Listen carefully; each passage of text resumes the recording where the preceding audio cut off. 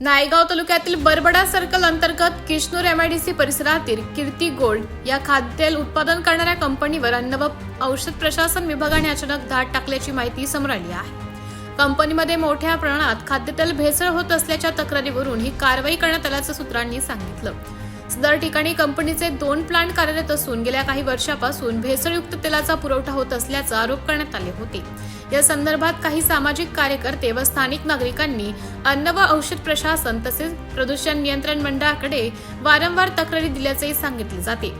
धाडी दरम्यान अधिकाऱ्यांनी नमुने जप्त केले असून तपासणीसाठी प्रयोगशाळेकडे पाठवण्याची प्रक्रिया सुरू आहे।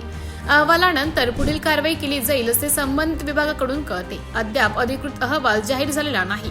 दरम्यान या प्रकरणामुळे नायगाव तालुका व नांदेड जिल्ह्यात चर्चा सुरू असून संबंधित कंपनीवर नेमकी कोणती कारवाई होणार याकडे सर्वांचं लक्ष लागले आहे।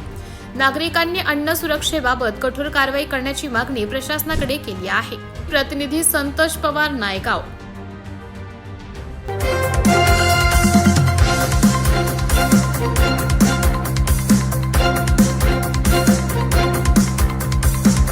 समाज साधना न्यूज, समाजहितासाठी सदैव अग्रेसर।